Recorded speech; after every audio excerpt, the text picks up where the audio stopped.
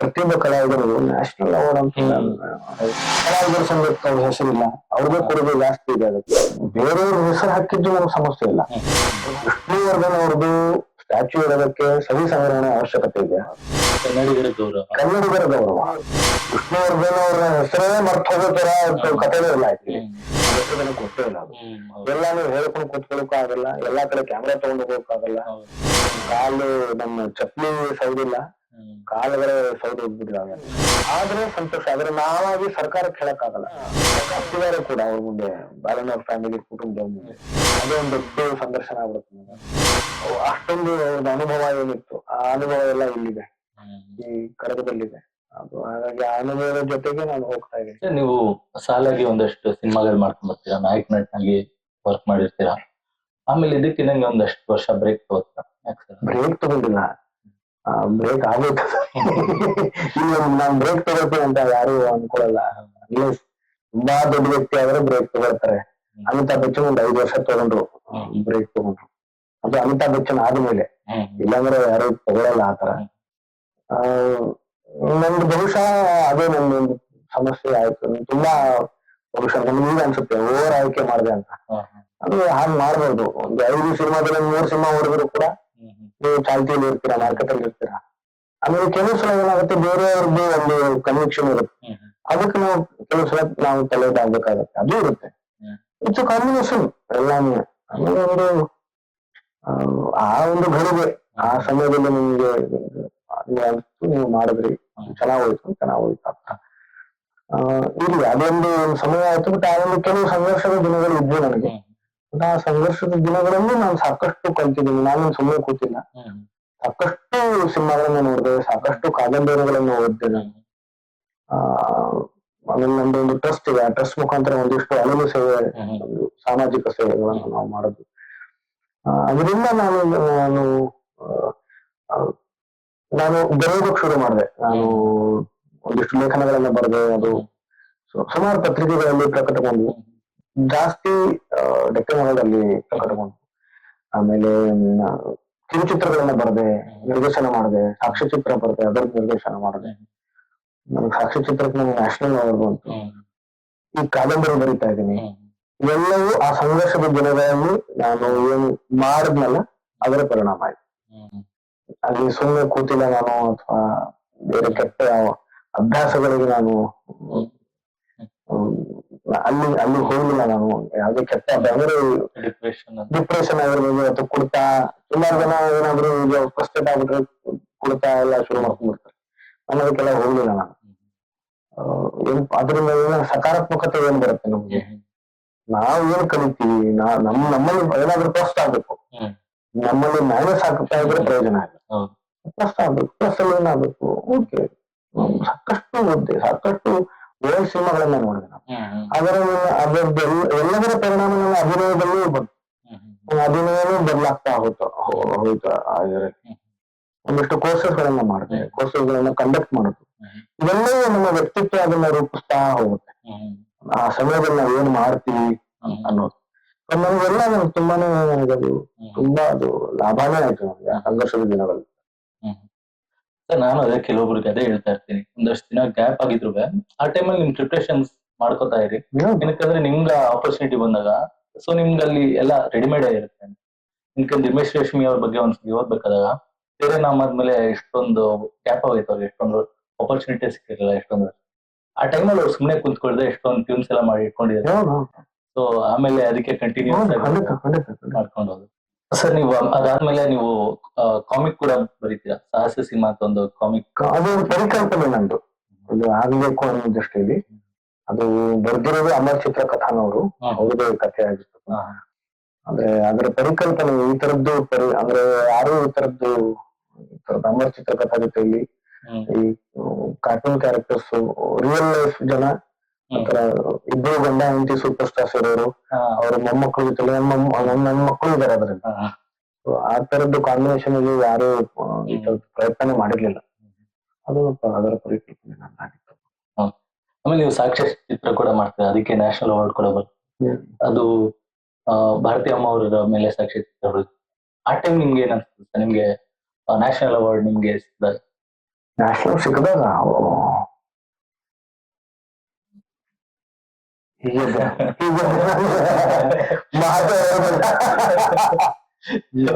ನಾನು ಆಕ್ಚುಲಿ ಆದ ಷಷ್ಠಿಗಂಬರ ಶೂಟಿಂಗ್ ಇದ್ದೆ ನಾನು ಅವಾಗ.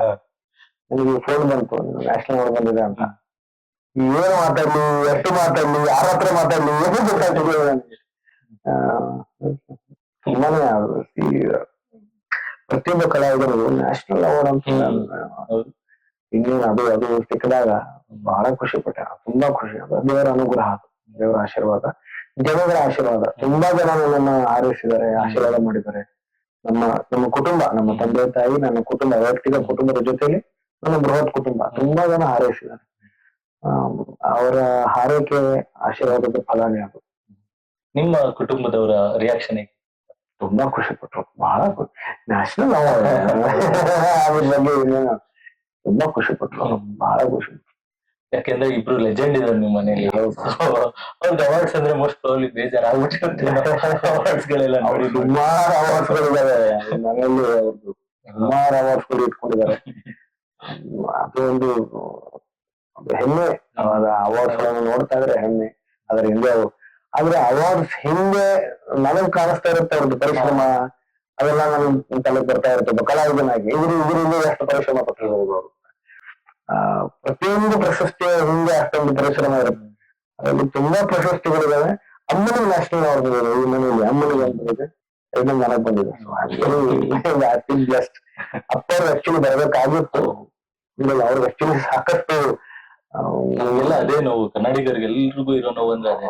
ಅವ್ರಿಗೆ ನಿಜಕ್ಕೂ ಪದ್ಮ ಪ್ರಶಸ್ತಿನೇ ಬರ್ಬೇಕಾಗಿತ್ತು. ಆ ಟೈಮಲ್ಲಿ ಎಲ್ಲಾರು ನಾವು ಇದ್ವಿ, ಎಲ್ಲ ರಿಕ್ವೆಸ್ಟ್ ಮಾಡಿದಕ್ಕೆ ಅವಾರ್ಡ್ ಇಲ್ಲ. ಬಟ್ ಅನ್ಫಾರ್ಚುನೇಟ್ಲಿ ಸಿಗಲಿಲ್ಲ. ಬರ್ಬೇಕಾಗಿತ್ತು ಅವ್ರಿಗೆ ಪದ್ಮ, ದಾದಾ ಸಾಹೇಬ್ ಫಾಲ್ಕೆ ಅದೆಲ್ಲ ಅವ್ರಿಗೆ ಸಲ್ಲಬೇಕು. ಆಕ್ಚುಲಿ ಕರ್ನಾಟಕ ರತ್ನ ಅದೆಲ್ಲ ಬರ್ಬೇಕು. ಅದನ್ನ ನಾವು ಹೇಳ್ಕೊಂಡಲ್ಲ, ಸರ್ಕಾರನೇ ಕೊಡ್ಬೇಕು. ಕೇಂದ್ರ ಸರ್ಕಾರ, ರಾಜ್ಯ ಸರ್ಕಾರನೇ ಕೊಡ್ಬೇಕು. ಅಂದ್ರೆ ನಾವು ಸ್ಮಾರಕ ವಿಷಯದಲ್ಲೂ ನೋಡಿದ್ವಿ.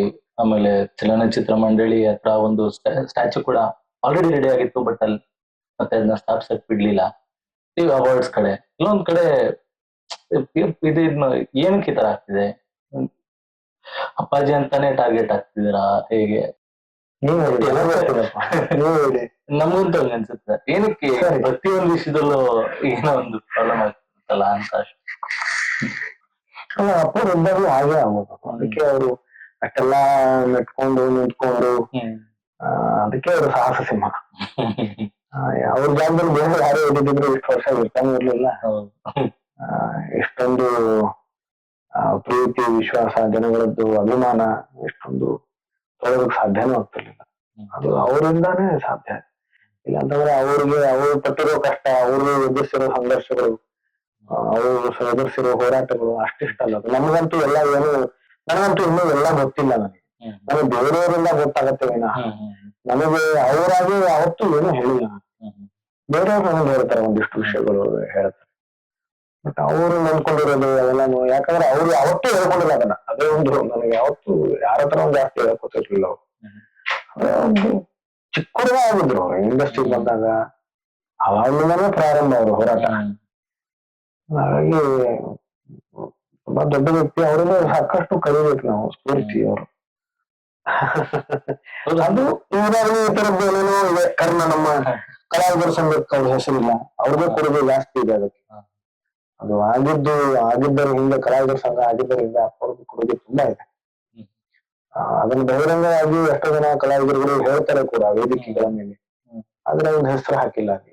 ಅದು ನಾನ್ ತುಂಬಾ ನೋಡ್ಕೊಂಡಿದ್ದೀನಿ. ನಾನಂತಂದ್ರೆ ಅಮ್ಮ, ನಾವು ನಮ್ಮ ಇಡೀ ಕುಟುಂಬ ತುಂಬಾ ನೋಡ್ಕೊಂಡಿದೀವಿ. ನಾನು ಸೋಷಿಯಲ್ ಮೀಡಿಯಾದಲ್ಲಿ ಹೇಳಿದ್ದೀನಿ ಕೂಡ. ಆದ್ರೂ ಅದು ಹಾಗೆ ಇದೆ, ಅದು ಅವ್ರ ಹೆಸರು ಹಾಕಿಲ್ಲ. ಅಂದ್ರೆ ನಮ್ಮ ಬೇರೆಯವ್ರ ಹೆಸರು ಹಾಕಿದ್ದು ನಮ್ಗೆ ಸಮಸ್ಯೆ ಇಲ್ಲ, ಅವ್ರು ಹಾಕ್ಲೇಬೇಕು. ಅದು ನಮಗ್ ಅವ್ರಗಳ ಬಗ್ಗೆ ನಮ್ಗೆ ತುಂಬಾ ಹೆಮ್ಮೆ ಇದೆ. ಅದು ರಾಜ್ಕುಮಾರ್ ಸರ್ ಇದೆ, ಅಂಬರೀಷ್ ಅಂಕಲ್ ಇದೆ, ಇಬ್ಬರ ಬಗ್ಗೆ ನಮ್ಗೆ ತುಂಬಾ ಹೆಮ್ಮೆ ಇದೆ, ಗೌರವ ಇದೆ. ಆದ್ರೆ ಇವ್ರದ್ದು ಯಾಕೆ ಹಾಕಿಲ್ಲ ಅನ್ನೋದು. ಆಮೇಲೆ ಕೆಲವರು ಕೇಳ್ತಾರೆ, ಹಾಗಂತಂದ್ರೆ ಇವ್ರದ್ದು ಇದೆ ಕಾಂಟ್ರಿಬ್ಯೂಷನ್. ನಾನು ಚಿತ್ರರಂಗದ ಕಾಂಟ್ರಿಬ್ಯೂಷನ್ ಹೇಳ್ತಾ ಇಲ್ಲ, ಚಿತ್ರರಂಗಕ್ಕೆ ಪ್ರತಿಯೊಂದು ಕಾಂಟ್ರಿಬ್ಯೂಷನ್ ಇದೆ. ಒಂದು ಒಬ್ಬ ಹಾಸ್ಯ ಕಲಾವಿದಂದು ಇದೆ, ವಿಲನ್ದು ಇದೆ, ಕ್ಯಾರೆಕ್ಟರ್ ಆರ್ಟಿಸ್ಟ್ ಇದೆ, ಪ್ರತಿಯೊಬ್ಬರಿಗೂ ಇದೆ. ಹೀರೋಯಿನ್ಸ್ ಗಳಿಗೂ ನಮ್ಗೆ ಜಾಸ್ತಿ ಇಲ್ಲಿ ಬೆಲೆ ಕೊಡಲ್ಲ, ಗೌರವ ಅಷ್ಟೊಂದು ಇದು ಮಾಡಲ್ಲ ಇಲ್ಲಿ. ಪ್ರತಿಯೊಬ್ಬರದ್ದು ಇಲ್ಲಿ ಕಾಂಟ್ರಿಬ್ಯೂಷನ್ ಇದ್ದೇ ಇದೆ. ಒಟ್ಟಾನ ಬದಲಾಗ್ತಾರೆ. ಚಟ್ನಿ ಮಾತ್ರ ಇಂಪಾರ್ಟೆಂಟ್ ಅಲ್ಲಿ. ಆದ್ರೆ ನಾನು ಹೇಳುದು ಕಲಾವಿದರ ಸಂಘ, ಈ ಕಟ್ಟಡ ಏನಿದೆಯಲ್ಲ, ಈ ಕಟ್ಟಡದ ಹಿಂದೆ ತುಂಬಾ ಕೊಡುಗೆ ನಮ್ಮ ಅಪ್ಪ ಅವರು. ಅವ್ರದ್ದು ಹೆಸರಿಲ್ಲ. ಯಾಕಿಲ್ಲ? ಇದು ಈ ತರದ್ದು ನನಗೆ ತುಂಬಾ ಬೇಜಾರಿದೆ ಈ ತರದ ವಿಷಯಗಳು. ಕೆಂಬರ್ ಎದುರುಗಡೆ ಅವ್ರದ್ದು ಸ್ಟ್ಯಾಚ್ಯೂ ಹಾಕ್ಬೇಕು ಅಂತಿತ್ತು. ಅದಕ್ಕೆ ನನಗೆ ಒಂದಿಷ್ಟು ಹೇಳಿದ್ರು, ಒಂದು ಸಹಿ ಸಂಗ್ರಹಣೆ ತಗೊಂಡ್ ಬನ್ನಿ ಅಂತ. ಅಲ್ಲಿ ಇರೋ ಅಧ್ಯಕ್ಷರು ನಮ್ಮ ಅಪ್ಪ ಅವ್ರ ಸ್ನೇಹಿತರೆ, ಅವರು ಆತ್ಮೀಯರೇ ಅವ್ರು ಹೇಳಿದ್ರು ನಾನು ಅವ್ರ ಅಧ್ಯಕ್ಷರಾದಾಗ. ಈಗ ಆದ್ರೂ ಆಗತ್ತೆ ಅಂತ ಅನ್ಕೊಂಡೆ ನಾನು. ನೋಡಿದ್ರೆ ಸಹಿ ಸಂಗ್ರಹಣೆ ಮಾಡ್ಕೊಂಡ್ ಬನ್ನಿ. ವಿಷ್ಣುವರ್ಧನ್ ಅವ್ರದ್ದು ಸ್ಟ್ಯಾಚ್ಯೂ ಇರೋದಕ್ಕೆ ಸಹಿ ಸಂಗ್ರಹಣೆ ಅವಶ್ಯಕತೆ ಇದೆಯಾ? ಏನು ಅವಶ್ಯಕತೆ ಇದೆ? ಆದ್ರೂ ಅವ್ರು ಕೇಳಿದ್ರು ಅಂತಂದ್ಬಿಟ್ಟು ನಾನು ಅದನ್ನು ಕೊಟ್ಟೆ. ನಾನು ಬೇರೆ ಬೇರೆ ಜಿಲ್ಲೆಗಳಿಂದ ತರಿಸಿ ನಾನು ಅದನ್ನು ಕೊಟ್ಟೆ. ನೋಡಿ ಸರ್, ಇಷ್ಟೊಂದ್ ಜನ ಹೇಳ್ತಾ ಇದಾರೆ ಅವರು ಪುತ್ಥಳಿ ಇರ್ಬೇಕು ಅಂತ, ಆದ್ರೂ ಹಾಕಿಲ್ಲ ಅಲ್ಲಿ, ಅದು ಇಟ್ಟಿಲ್ಲ ಅಲ್ಲಿ. ಅದು ಬೇಜಾರಾಗತ್ತೆ. ಈ ತರದ್ದು ತುಂಬಾ ವಿಷಯಗಳಿದ್ದಾವೆ. ಆ ನಿಟ್ಟಲ್ಲಿ ನಮಗೆ ವೈಯಕ್ತಿಕ ಕುಟುಂಬಕ್ಕೆ ಬೇಜಾರಿಲ್ಲ. ಮತ್ತೆ ಅಪ್ಪ ಅವರು ಯಾವತ್ತದನ್ನ ಬಯಸ್ಲಿಲ್ಲ. ಅವರು ಅಂದ್ರೆ ಅವ್ರಿಗೆ ಏನೇ ನೋವಾಗಿದ್ರು ಕೂಡ ಬೇರೆಯವ್ರ ಬಗ್ಗೆ ಒಳ್ಳೇದೇ ಮಾತಾಡ್ತಾರೆ. ಆ ತರದೊಂದು ನಾನು ಹೇಳ್ತಾ ಇದ್ದೆ, ನಾವು ಎಷ್ಟೋ ಹೋರಾಟಗಳನ್ನ ಎದುರಿಸಿದ್ರು. ನನಗೆ ಯಾವ್ದು ಹೇಳಿಲ್ಲ. ನನಗೆ ಬೇರೆಯವ್ರ ಮುಖಾಂತರ ಒಂದಿಷ್ಟು ಗೊತ್ತಿತ್ತು. ಅವ್ರ ಜೊತೆಲಿ ಇದ್ದಾಗ, ಅವ್ರ ಜೊತೆಲಿ ಅದನ್ನ ನೋಡಿದಾಗ, ನೋಡಿರೋ ವ್ಯಕ್ತಿಗಳು, ಅದೆಲ್ಲ ಅವ್ರಗಳಿಂದ ನನಗೆ ಗೊತ್ತಾಗಿದೆ. ಇವರಾಗ ನನಗೆ ಯಾವತ್ತೂ ಇಲ್ಲ. ಕೆಲವು ವರ್ಷಗಳ ಹಿಂದೆ ಕೂಡ ನೀವು ಸಿಂಹದ ಮರಿ ಅಂತ ಏನ್ ಕೇಳಿದ್ರಿ, ಅಭಿಮಾನಿಗಳಿಗೆ ಎಲ್ರೂ ಸೇರಿ ಪುತ್ಲಿನ್ ಕೂಡ ತಗೊಂಡೋಗಿದ್ರು ಚಲನಚಿತ್ರ ಮಂಡಳಿ. ಅವಾಗ ಕೂಡ ಬಿಡ್ಲಿಲ್ಲ, ಅಷ್ಟೆಲ್ಲ ಇದ್ ಮಾಡಿ. ಇವಾಗ ಸುಮ್ನೆ ಏನಾದ್ರು ಒಂದು ರೀಸನ್ ಕೊಡ್ತಾ ಇದಾರೆ ಅಂತ ಅನ್ಸುತ್ತೆ. ಅವಾಗ ತಗೊಂಡೋಗಿ ಇಲ್ಲ ಮಾಡೇ ಮಾಡ್ತೀವಿ ಅಂತ ಅಂದಾಗ್ಲೂ ಬಿಡದೇ ಇರೋರು ಇವಾಗ ಏನಾದ್ರು ಬಿಡ್ತಾರ? ಆದ್ರೆ ಸಂತೋಷ, ಆದ್ರೆ ಆಗ್ಬೇಕು ಅಂತ ಸಂತೋಷ. ಆದ್ರೆ ಈ ತರದ್ದು ಅವ್ರ ಬಗ್ಗೆ ಒಂಚೂರು ನಮಗೆ ಅನ್ಸುತ್ತೆ. ಅದು ಈಗ ಯಾಕೆ ಕಲಾವಿದರ ಸಂಘಕ್ಕೆ ಯಾಕೆ ಹೆಸರು? ನಾನು ಸಾಮಾಜಿಕ ಜಾಲತಾಣದಲ್ಲಿ ಹಂಚ್ಕೊಂಡಿದ್ದೀನಿ, ಅದು ಎಷ್ಟೋ ಜನ ನೋಡಿದಾರೆ. ಅದು ಯಾಕೆ ಐತಿಲ್ಲ? ಓಕೆ, ತಪ್ಪುಗಳೇ ಆಗ್ತವೆ, ಪ್ರತಿಯೊಬ್ಬರಿಂದಲೂ ತಪ್ಪು. ಓ ಹೌದಲ್ಲ, ನಾವು ಹಾಕಿಲ್ಲ, ಅವಾಗ್ಲಾದ್ರೂ ಅನ್ಕೊಂಡೆ ಯಾಕೆ ಹಾಕಿಲ್ಲಪ್ಪ? ನಿಮ್ಗೆ ಅನ್ನಿಸ್ಲೇ ಫಸ್ಟ್ ಆಫ್ ಆಲ್ ಅದು ವಿಷ್ಣುವರ್ಧನ್ ಅವ್ರ ಹೆಸರೇ ಮರ್ತ ಹೋಗೋ ತರ ಕಥೆನೇ ಇಲ್ಲ ಆಯ್ತು ನಮ್ಮ ಚಿತ್ರರಂಗದಲ್ಲಿ. ಮರೆಯೋದಕ್ಕೆ ಸಾಧ್ಯನೇ ಇಲ್ಲ. ಆದ್ರೂ ಸರಿ, ಓಕೆ, ನೀವು ಮರ್ತಿದ್ದೀರಾ ಅನ್ಕೊಳ್ಳಿ. ನಾವು ಹೇಳಿದಾಗ್ಲೂ ಅದನ್ನ ಗಮನ ಬಂದಿಲ್ಲ, ಅದನ್ನು ನೀವು ಆಯಾತಿಟ್ಟಿಲ್ಲ. ಅವ್ರಿಗೆ ಹೆಸರು ಹಾಕಿರೋದ್ರಿಂದ ಅಪ್ಪ ಅವ್ರಿಗೂ ಸಂತೋಷ ಇಲ್ಲ. ನಮ್ಮ ಚಿತ್ರರಂಗಕ್ಕೆ ಸಂತೋಷ ಆಗ್ಬೇಕು, ನಮ್ಮ ಚಿತ್ರರಂಗದ ಗೌರವ, ಕನ್ನಡಿಗರ ಗೌರವ. ಹೌದು, ಅದನ್ನ ಹಾಕ್ಬೇಕು. ಅದನ್ನ ಅಂದ್ರೆ ಎಲ್ಲೋ ಒಂದ್ ಕಡೆ ಅದು ಇವರು ಆ ತರದ್ದೊಂದು ಬೇರೆ ತರದಲ್ಲಿ ಅಷ್ಟು ಪ್ರಾಮುಖ್ಯತೆ ಕೊಡಲ್ಲ. ಅದು ನಮಗೆ ವೈಯಕ್ತಿಕವಾಗಿ ತುಂಬಾ ದುಃಖ ಆಗುತ್ತೆ, ತುಂಬಾ ಬೇಜಾರಾಗುತ್ತೆ. ಆದ್ರೆ ನೀವು ಕೇಳಿದ್ರಲ್ಲ, ಸ್ಟ್ಯಾಚ್ಯೂ ಮುಂದೆ ಆದ್ರೂ ಇಡ್ತಾರ ಅಂತ. ಇಟ್ಟರು ಸಂತೋಷ. ಆದ್ರೆ ಎಲ್ಲದಕ್ಕಿಂತ ದೊಡ್ಡ ಸ್ಟ್ಯಾಚ್ಯೂ ಯಾರು ಗೊತ್ತಾ? ಮನ್ಸಲ್ಲಿ, ಹೃದಯದಲ್ಲಿ ಅದನ್ನ ಇಟ್ಬಿಟ್ಟಿದಾರಲ್ಲ ಜನ, ಅಭಿಮಾನಿಗಳು ಇಟ್ಟು ಪೂಜಿಸ್ತಾ ಇದ್ದಾರೆ. ಅದಕ್ಕಿಂತ ಇನ್ನೇನಿದೆ? ನೀವು ಯಾವ್ದೇ ಸ್ಟ್ಯಾಚ್ಯೂ ಇಟ್ಟರು ಕೂಡ ಅದು ನಶ್ವರ ಆಗೇ ಆಗತ್ತೆ. ಇದು ಪೀಳಿಗೆ ಮುಂದೆ ಹೋಗ್ತಾನೆ ಇರುತ್ತೆ. ಈಗ ಚಿಕ್ಕ ಮಕ್ಕಳು ಅವ್ರು ನೋಡೇ ಇಲ್ಲ, ಅವರು ಅಭಿಮಾನಿಗಳು. ನಮ್ಗೆ ಎಷ್ಟೋ ಜನ ಬಂದ್ಬಿಟ್ಟು ಭೇಟಿ ಮಾಡ್ತಾರೆ, ಸರ್ ನಾವು ವಿಷ್ಣು ಸರ್ ಅಭಿಮಾನಿಗಳು, ಅವ್ರ ಸಿನಿಮಾ ನೋಡ್ತೀವಿ ಸರ್, ನಾವು ತುಂಬಾ ಅಭಿಮಾನಿಗಳು. ಅವ್ರು ಇದ್ದಾಗ ಅವ್ರು ಇರ್ಲೇ ಇಲ್ಲ, ಅವ್ರು ಶಾರೀರಿಕವಾಗಿ ನಮ್ ಜೊತೆ ಅವ್ರು ಹುಟ್ಟಿ ಇರಲಿಲ್ಲ. ಅವ್ರು ಹೇಳ್ತಾರೆ, ಅದಕ್ಕಿಂತ ಶಾಶ್ವತವಾದಂತ ಪುತ್ಥಳಿ ಇನ್ನೇನಿದೆ? ಹೌದು, ಅಂದ್ರೆ ಜನರೇಷನ್ ಬೈ ಜನರೇಷನ್ ಅವ್ರ ಫ್ಯಾನ್ಸ್ ಹೆಚ್ಚಾಗ್ತಾನೆ ಇದ್ದಾರೆ. ಸೊ ಇದಾದ್ರೂ ಸಂತೋಷ, ಆಗದಿದ್ರು ಇದೆಯಲ್ಲ. ಸರ್, ಆಮೇಲೆ ಎಲ್ರಿಗೂ ಇರೋ ಪ್ರಶ್ನೆ ಅಂದ್ರೆ ಅವ್ರ ಸ್ಮಾರಕದ ಬಗ್ಗೆ. ಮೈಸೂರಲ್ಲಿ ಆಗಿದೆ, ಬಟ್ ಬೆಂಗಳೂರಲ್ಲಿ ಎಲ್ರಿಗೂ ಆ ಪ್ರಶ್ನೆ ಇದೆ. ಏನ್ ನಡೀತಾ ಇದೆ ಅಂತ ಎಷ್ಟೊಂದ್ ಜನ ಗೊತ್ತು ಇಲ್ಲ. ಅದ್ರ ಬಗ್ಗೆ ಏನಾದ್ರು ಅಪ್ಡೇಟ್ ಏನಾದ್ರು ಇದೆ? ಇಲ್ಲ, ಈಗ ಆದ್ರೆ ಸಂತೋಷ. ಆದ್ರೆ ಇಲ್ಲಿ ಆಗ್ತಾ ಇಲ್ಲ ಅನ್ನೋದಕ್ಕೋಸ್ಕರ ನಾವು ಹೆಸರು ಹೋಗಿದ್ವಿ. ಇಲ್ಲಿ 6.5 ವರ್ಷ ನಾವು ಪಟ್ಟಿದ್ದು ಶ್ರಮ ಅಷ್ಟಿಷ್ಟಲ್ಲ, ತುಂಬಾ ಶ್ರಮ ಪಟ್ಟಿದ್ವಿ.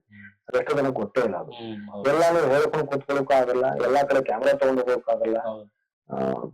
ಅದು ಆಗದೇ ಇರೋ ವಿಷಯ. ಆದ್ರೆ ನಾವು ಪಟ್ಟಿದ್ದು ಶ್ರಮ ಅಷ್ಟಿಷ್ಟಲ್ಲ. ನಾನು ಸುಮಾರು ಸಲ ಹೇಳಿದೀನಿ, ನಮ್ ಕಾಲು ನಮ್ಮ ಚಪ್ಪಲಿ ಸೌದಿಲ್ಲ, ಕಾಲುಗಳೇ ಸೌದು ಹೋಗ್ಬಿಟ್ಟಿದಾವೆ. ನಾವು ಸರ್ಕಾರಿ ಕಚೇರಿಗಳಿಗೆ ಎಷ್ಟು ಸಲ ಅಲ್ದಿದ್ದೀವಿ ಅಂತ ಲೆಕ್ಕವೇ ಇಲ್ಲ ಅದಕ್ಕೆ. 2009 ಹಿಡಿದು 6.5 ವರ್ಷ ಅಲ್ಲಿ ಬಂದಿರತಕ್ಕಂಥ ಪ್ರತಿಯೊಬ್ಬ ಪ್ರಿನ್ಸಿಪಲ್ ಸೆಕ್ರೆಟರಿ ಅವ್ರನ್ನ, ಪ್ರತಿಯೊಬ್ಬ ಮುಖ್ಯಮಂತ್ರಿಗಳನ್ನ ನಾವು ಸುಮಾರು ಸಲ ಭೇಟಿ ಮಾಡಿದ್ದೀವಿ. ಹಾಗಾಗಿ ಆಮೇಲೆ ಎಷ್ಟೋ ಈ ಕಚೇರಿಗಳು, ಡಿಪಾರ್ಟ್ಮೆಂಟ್ಸ್ಗಳು, ನಮಗೂ ಅದಕ್ಕೆ ಸಂಬಂಧ ಇಲ್ಲ. ಅವ್ರನ್ನ ಹೋಗಿ ಎಷ್ಟೋ ಸಲ ಭೇಟಿ ಮಾಡಿದ್ವಿ, ಅದು ಆಗ್ಲಿಲ್ಲ. ಕೊನೆಗೆ ಮುಖ್ಯಮಂತ್ರಿಗಳೇ ಇಲ್ಲಿ ಆಗಲ್ಲ, ಬೇರೆ ಕಡೆ ಹೋಗಿ ಅಂದಾಗ ಬೆಂಗಳೂರಲ್ಲೇ ಒಂದಿಷ್ಟು ಜಾಗಗಳೆಲ್ಲ ಆಗಿ, ಅಲ್ಲೇ ಒಂದಿಷ್ಟು ವರ್ಷಗಳು ಆಗಿ ಕೊನೆಗೆ ಮೈಸೂರಿಗೆ ಹೋದ್ವಿ ನಾವು. ಮೈಸೂರಲ್ಲೂ ಒಂದಿಷ್ಟು ಹೋರಾಟ ಆದ್ಮೇಲೆ, ಒಂದಿಷ್ಟು ಜಾಗಗಳಾದ ಮೇಲೆ ಅಲ್ಲಿ ಸ್ಮಾರಕ ಆಗಿದೆ. ಅದು ಬಹುಶಃ ಅತ್ಯದ್ಭುತವಾದಂತಹ ಸ್ಮಾರಕಗಳಲ್ಲಿ ಒಂದದು, ಅತ್ಯಂತ ಸೂಕ್ತವಾಗಿರ್ತಕ್ಕಂಥ ಸ್ಮಾರಕಗಳಲ್ಲಿ ಒಂದದು. 5.25 ಎಕರೆ ಜಾಗದಲ್ಲಿ ಸ್ಮಾರಕ ಆಗಿದೆ.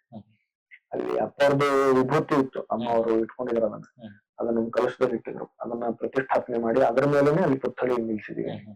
ಹಾಗಾಗಿ ಅಲ್ಲಿ ಅಪ್ಪ ಅವರು ಇದ್ದಾರೆ. ಇಲ್ಲಿ ಆಗ್ತಾ ಇಲ್ಲ, ಸುಮಾರು ಸಮಸ್ಯೆಗಳಿದಾವೆ. ಆಗ್ತಾ ಇದ್ದಿದ್ರೆ ನಾವು ಇಲ್ಲೇ ಇರ್ತಾ ಇದ್ವಿ. ಒಂದು. ಎರಡನೇದಾಗಿ ಅಭಿಮಾನಿಗಳನ್ನೂ ನಾನು ಮನೆಗೆ ಕರೆಸಿ ಅವ್ರಿಗೂ ನಿಮ್ಮಿಂದ ಒಂದು ಅರ್ಧ ಹೆಜ್ಜೆ ಮುಂದೆ ಹೋಗೋ ತರ ಇದ್ರು ನೀವು ಹೇಳಿ, ನೀವು ಪ್ರಯತ್ನ ಪಡಿ, ನನಗೆ ಹೇಳಿ, ನಾವು ಇಲ್ಲೇ ಇರ್ತೀವಿ. ಅವರು ಪ್ರಯತ್ನ ಪಟ್ರು, ಅವರಿಂದನೂ ಆಗ್ಲಿಲ್ಲ. ಅದು ಈಗ ಇವತ್ತಿನವರೆಗೂ ಹಾಗೆ ಯಥಾಸ್ಥಿತಿ ಹಾಗೆ ಇದೆ. ಹಾಗಾಗಿ ಆದ್ರೆ ಸಂತೋಷ. ಆದ್ರೆ ನಾವಾಗಿ ಸರ್ಕಾರಕ್ಕೆ ಹೇಳಕ್ಕಾಗಲ್ಲ, ಸರ್ಕಾರ ಒಂದು ಮಾಡಾಗಿದೆ ಈಗಾಗಲೇ, ಏನೇನು ಮಾಡಿ ಅಂತ ಹೇಳೋಕ್ಕಾಗಲ್ಲ. ಆಮೇಲೆ ಇಲ್ಲಿ ಮಾಡಿ ಅಂತ ಹೇಳೋ ತರದ್ರಲ್ಲಿ ಇದ್ದಿದ್ರೆ ಅಥವಾ ಆಗೋ ತರದ್ರಲ್ಲಿ ಇದ್ದಿದ್ರೆ ಅವಾಗಲೇ ಆಗ್ತಾ ಇತ್ತು, ನಾವು ಹೋಗ್ತಾನೆ ಇರ್ಲಿ. ಹಾಗಾಗಿ ಅದು ಆಗ್ತಾ ಇಲ್ಲ. ಆದ್ರೆ ಇವತ್ತಿಲ್ಲ ನಾಳೆ ಏನೋ ಒಂದು ಆಗಿ ಇಲ್ಲಿ ಒಂದು ಸ್ಮಾರಕ ಆಯ್ತು ಅಂತಂದ್ರೆ ನಮ್ಗೆ ಸಂತೋಷನೇ. ಅಮ್ಮ ಹೋಗ್ತಾ ಇಲ್ಲ ಅಲ್ಲಿ ಅಂದ್ರೆ ನಾವು ಹೋಗ್ತಾ ಇಲ್ಲ, ಒಂದಿಷ್ಟು ಕಾರಣಗಳಾದ್ವು, ಏನೋ ಒಂದಿಷ್ಟು ಮಾತುಗಳು ಬಂದ್ವು. ಹಾಗಾಗಿ ಅಮ್ಮ ತುಂಬಾ ಬೇಜಾರು. ಅಮ್ಮ ಹತ್ತಿದ್ದಾರೆ ಕೂಡ ಅವ್ರ ಮುಂದೆ, ಬಾಲನವ್ರ ಫ್ಯಾಮಿಲಿ ಕುಟುಂಬದ ಮುಂದೆ, ದಯವಿಟ್ಟು ಇದನ್ನ ನಮ್ಗೆ ಸ್ಮಾರಕಕ್ಕೆ ಮಾಡ್ಕೊಡಿ ಅಂತ ಎಲ್ಲ ಹೇಳಿದ್ದಾರೆ. ಅದಾದ್ಮೇಲೆ ಒಂದಿಷ್ಟು ಮಾತುಗಳು ಬಂದಾದ್ಮೇಲೆ ಅಮ್ಮ ಹೇಳಿದ್ರು, ನಾನು ಇನ್ನು ಮುಂದೆ ಅಲ್ಲಿ ಕಾಲಿಡಲ್ಲ ಅಂತ ಹೇಳೋದು. ಯಾಕಂದ್ರೆ ಅವ್ರು ತುಂಬಾ ಅವಮಾನ ಅವ್ರು ಸಹಿಸ್ಕೊಂಡಿದ್ದಾರೆ ಅಮ್ಮ. ಹಾಗಾಗಿ ಅಮ್ಮ ನಾವು ಯಾರು ಅಲ್ಲಿ ಹೋಗಲ್ಲ. ಆದರೆ ಅಲ್ಲಿ ಆಯ್ತು, ಸ್ಮಾರಕ ಆಯ್ತು ಅಂತಂದ್ರೆ ನಾವು ಸಂತೋಷ. ಅವ್ರು ಇಷ್ಟೊಂದು ಬಲವಂತ ಅಂದ್ರೆ ಇಷ್ಟೊಂದು ಹಠ ಏನಕ್ಕೆ ಮಾಡ್ಕೊಂಡಿದ್ದಾರೆ ಸರ್? ಬಾಳ ಕೇಳಿ, ನಾನು ಆಕ್ಚುಲಿ ಹೇಳ್ತಾ ಹೋದ್ರೆ ಅದೇ ಒಂದು ದೊಡ್ಡ ಸಂದರ್ಶನ ಆಗ್ಬಿಡುತ್ತೆ. ಅಥವಾ ನಿಜ ಹೇಳ್ಬೇಕು ಅಂತಂದ್ರೆ ನಾನು ಪ್ರತಿಯೊಂದು ವಿಷಯ ಹೇಳ್ತಾ ಹೋದ್ರೆ ಒಂದು ದೊಡ್ಡ ಪುಸ್ತಕನೇ ಆಗ್ಬೋದು. ಆದ್ರೆ ಆಗ್ತಾ ಇಲ್ಲ. ಅವ್ರದ್ದು ಕೋರ್ಟ್ ಕೇಸ್ ನಡೀತಾ ಇದೆ, ಅದು 2004 ನಡೀತಾ ಇದೆ, ಅದೇ ಇನ್ನು ನಡೀತಾ ಇದೆ. ಆಮೇಲೆ ಅಪ್ಪಾಜಿ ಅವರ ಅಂಶ ನಿಮ್ಮಲ್ಲೇ ಇದೆ ಈಗ, ಅದೇ ಖಡ್ಗ, ಅದ್ರ ಬಗ್ಗೆ ಅದು ಸಂತೋಷ, ಅಭಿಮಾನ, ಹೆಮ್ಮೆ, ಗೌರವ, ಜೊತೆಗೆ ಜವಾಬ್ದಾರಿ, ತುಂಬಾ ಜವಾಬ್ದಾರಿ ಕೂಡ. ಅವು ಅಷ್ಟೊಂದು ಅನುಭವ ಏನಿತ್ತು, ಆ ಅನುಭವ ಎಲ್ಲ ಇಲ್ಲಿದೆ, ಈ ಖಡ್ಗದಲ್ಲಿದೆ. ಅದು ಹಾಗಾಗಿ ಆ ಅನುಭವದ ಜೊತೆಗೆ ನಾನು ಹೋಗ್ತಾ ಇದ್ದೀನಿ. ನನ್ನ ಅದೃಷ್ಟ. ಅವ್ರದ್ದೊಂದು ಆಶೀರ್ವಾದ. ಖಂಡಿತ ಅವ್ರ ಆಶೀರ್ವಾದ, ಅವ್ರ ಅನುಭವ, ಅವ್ರ ಆಶೀರ್ವಾದ, ಅವರ ಇರುವಿಕೆ ಎಲ್ಲವೂ ಇದೆ.